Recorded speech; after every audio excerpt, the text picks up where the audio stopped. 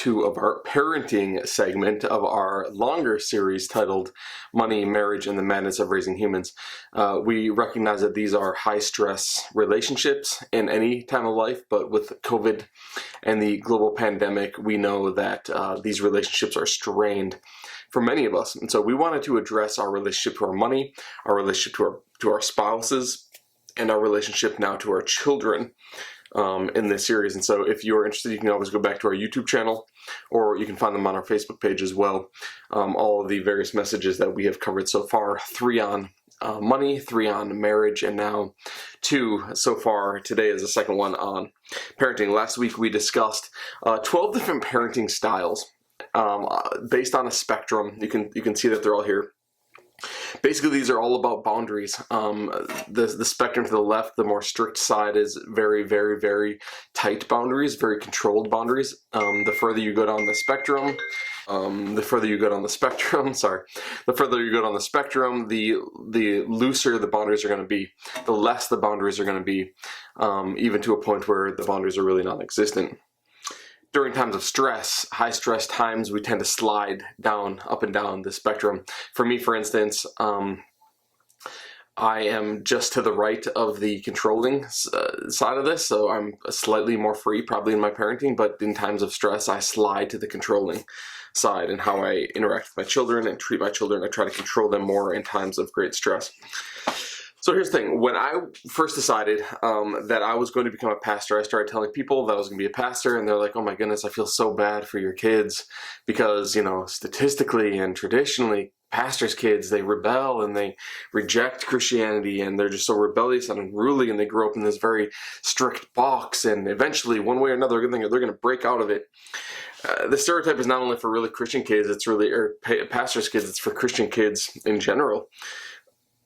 A lot of Christians grow up in a box. They grow up in a mold where they're controlled and where parents deem that it is safe for them to live.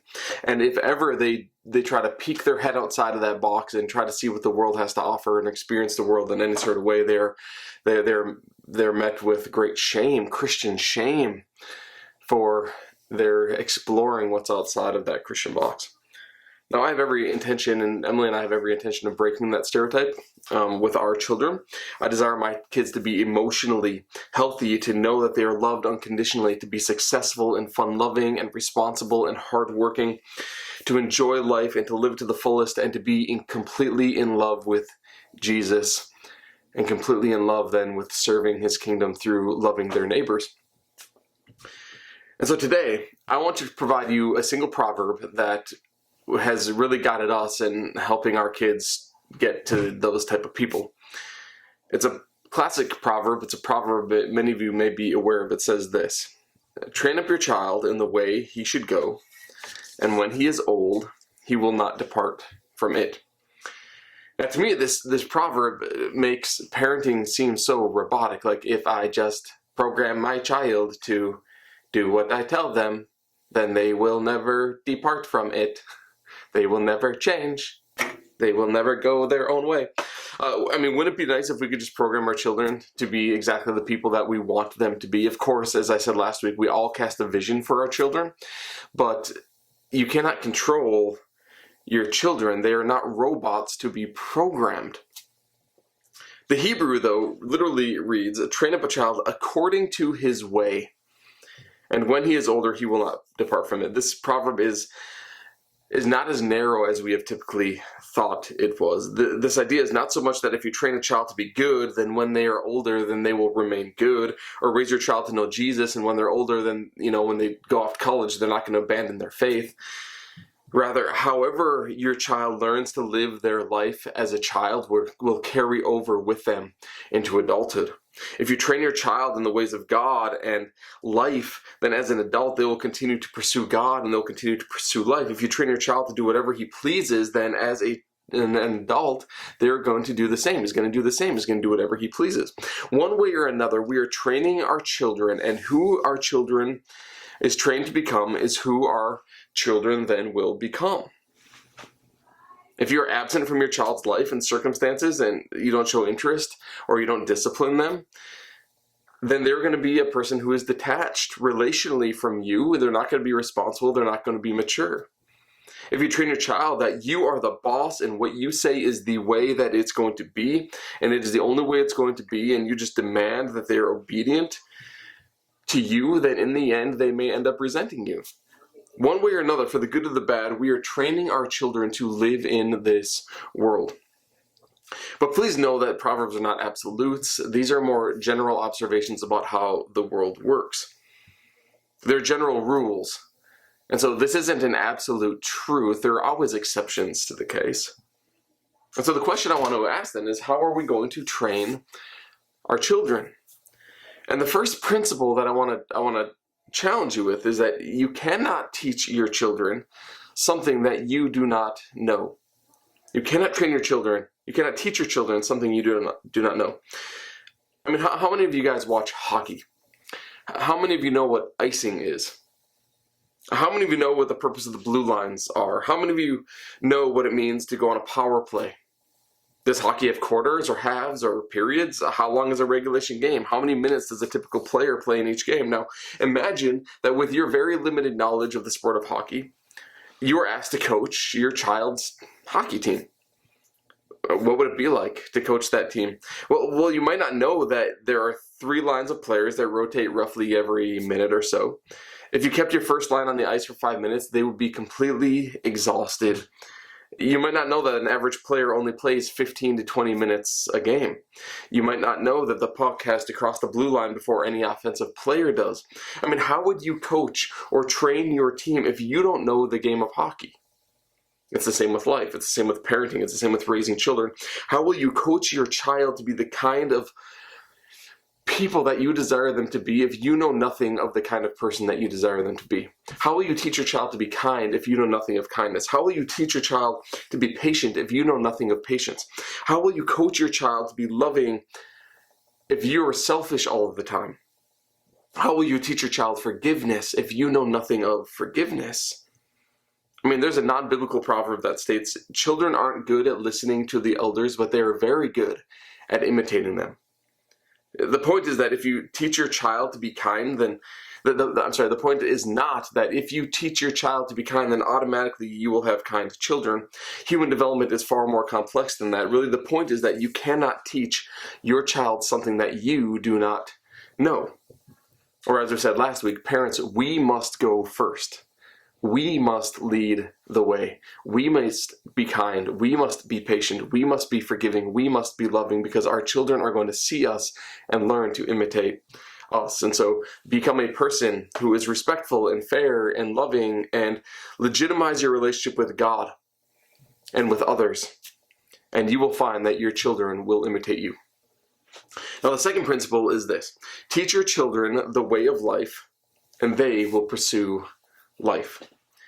See, if it is true that we as parents are the primary educators of our children's character, then let's teach them the character of life and godliness. You might be thinking, yeah, okay, Ross, obviously that's not very profound. And so let's take a step back for just a minute.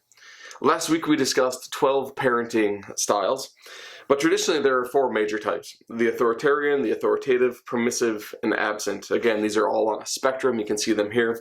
Authoritarian parenting expects their children to follow very strict rules, and when they don't, there are severe punishments. When children ask why they need to follow these rules, the typical response is, well, because I said so. Because I'm the parent. That's why you follow the rules. Authoritative parenting is far more democratic, however. There are still rules and expectations, but when children don't meet them, there is forgiveness and conversation and grace. When children ask why they need to follow rules, the response is a conversation on what it means to be responsible and mature. Permissive parenting has very few demands, require very little, and basically let their children do whatever they want. These parents take on the status of friend rather than of parent.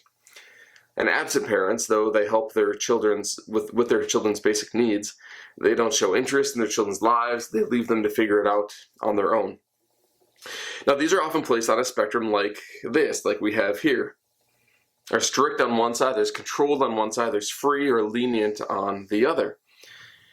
Now, the reality is that every parent at times tends towards one of these. No parent only operates within one style. I talked about this at the beginning. During times of stress especially, we slide around more than others. But over the past 100 years in our culture, there has been a growing tendency toward parenting on the fringes. Parenting on the fringes, where we're becoming more free, more lenient, or more controlled and more strict. Studies indicate that both authoritarian and absent parenting is on the rise, whereas authoritative, especially, is on the decline. Now, this is the case because both authoritarian and absent parenting, these are the easier way to parent. Even though both have more consequences tied to them, it's just easier to control your children's lives. It's easier to do everything for them, or it's easier just to not care. Even though these have way more consequences tied to them, it's just easier, and so they're on the rise. Now, there's another spectrum that I've often used describing what the gospel is that I want to share with you here. There's legalism on one end, and there's license on the other. Now, there's another spectrum I've often used describing what the gospel is and what it is not. There's legalism on one end, and there's license on the other. See, legalism is a rules-based version of Christianity that is very strict to what should and should not be done as Christians. License is the other extreme, basically meaning that because God is so gracious and because the consequences for sin has already been paid, we are free to do whatever we want. Now, if you want to combine these, they would look something like this. There's strict and legalism, there's lenient, and there's license. Now, one of the reasons why authoritarian parenting gained so much strength over the past 100 years is because roughly 100 years ago, Christian orthodoxy was being tested and scientific development, which gave birth to the form of Christianity known as fundamentalism. And the spirit of fundamentalism was to promote holiness to God, but the application created exclusive Christian cultures ridden with judgment and strict rules. So to be a Christian really all of a sudden meant that you weren't like the world. The world was going off one direction. To be a really good Christian meant that you were not like them, to be nothing like them. To be a Christian meant that you believed certain things about the world and about God. To be a Christian meant that you acted a certain way, said certain things, thought about things a certain way, and then you became robotic. Fundamentalist Christianity and its daughter modernist Christianity took a very pragmatic stance on the Christian faith. That if you look a certain way and act a certain way and talk a certain way and attend certain things and say the right things and dress and don't do what the world was, but you act a certain way, then essentially in the end you were Christian. They created a barrier between the realm of Christians and the evil world outside the world of the church, and it was all based on right behavior and right thought.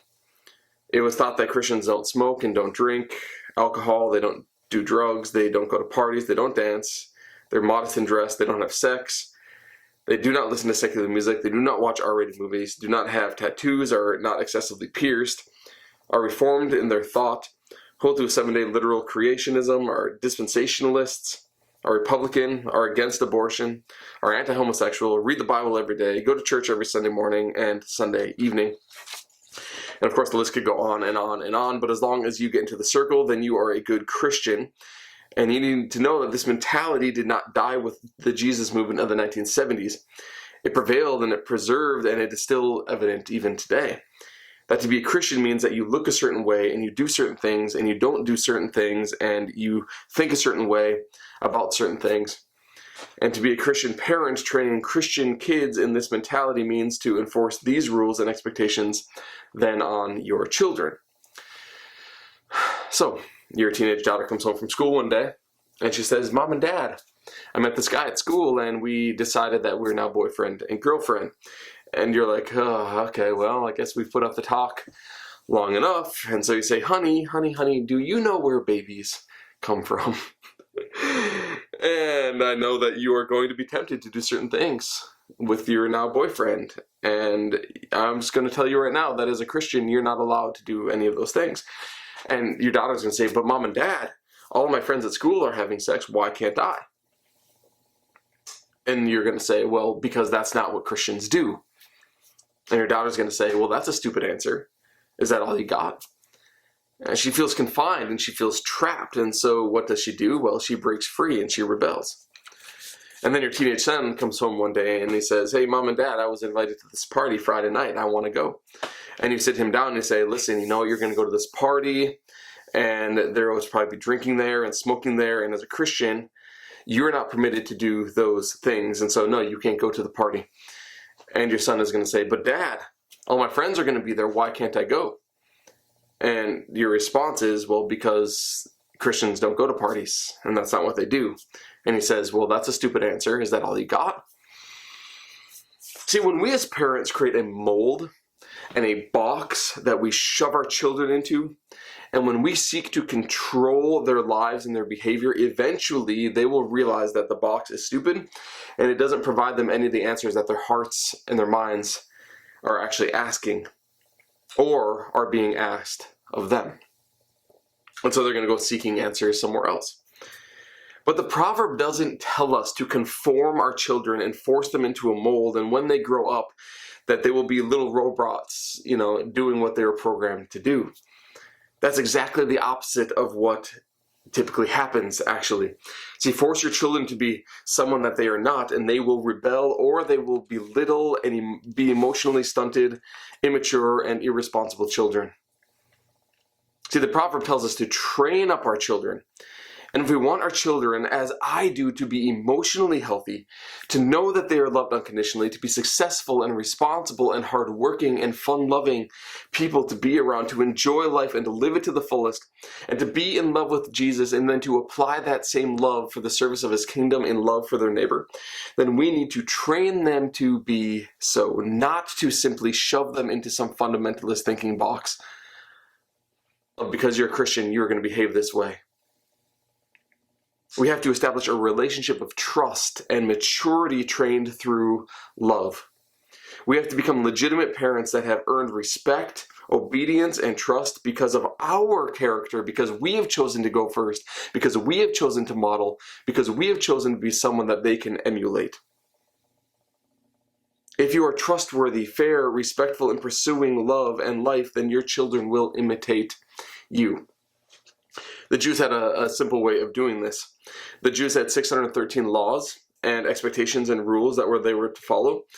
Now, they could have approached their children and shoved them into a box defined by those 613 laws, but that's not what God had called them to do. Rather, he says in Deuteronomy 6, love the Lord your God with all of your heart, with all of your soul, and with all of your strength. These commandments that I give today are to be upon your hearts, right? This sums up the totality of the law. Love God, love others. This is what we're hoping that our children will become, people who are in love for God, applying that same love to their neighbors. These commandments that I give today are to be upon your hearts. And so impress them on your children. How do we do that? Well, we talk about them when we sit at home and when we walk along the road, when we lie down and when we get up. Tie them as symbols on your hands and bind them on your foreheads. Write them on the doorframes of your houses and on your gates. See, at every table conversation and every time they put their kids to bed and every time they walked along the road, they talked about a love for God and applying that love to their neighbors. They talked about putting others first. They talked about self-sacrifice. They talked about forgiving others and being patient and kind. They talked about self-worth and where it was found. They talked about God and his life and how he functions and how we are supposed to model him. They talked about what it means to put all our thoughts and actions and words and our entire lives through the filter of love. See, I'm not going to shove you into some mold and just expect you to behave a certain way because that's what good Christians do. I'm going to point you in a particular direction, the direction of life, the direction of love. Amidst a world of confusion and chaos, I'm going to point you in the direction of love. I'm going to challenge you and ask you and help you to ask the question of, what does love require me in this moment?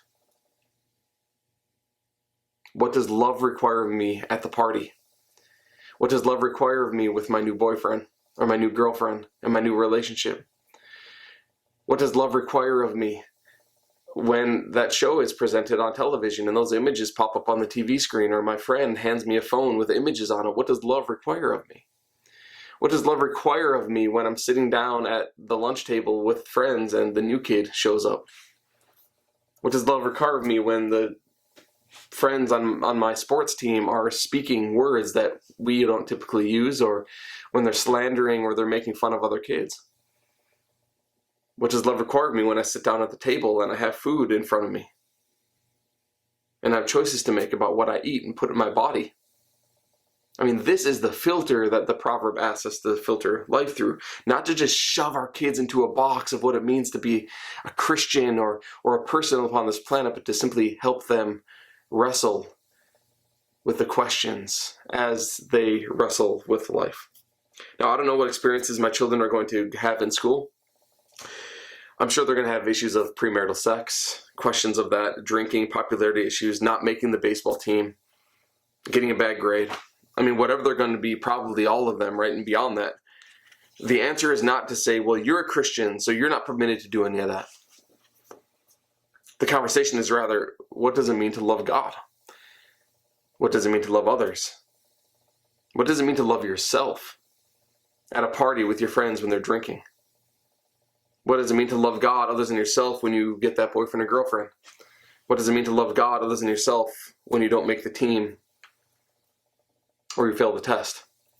What does love require of me? And if it is true that God is life and God is love, then an experience of life and love and God will only draw your children further into life, wanting more of it rather than rebelling against it. Now, the other end of the spectrum is license, the absence of lenience, the absence and leniency. So what happens when we let our children just live whatever life they want? Is that the human default of selfishness and self-prioritizing is going to grow up within them, and it is going to become their standard for how they live life?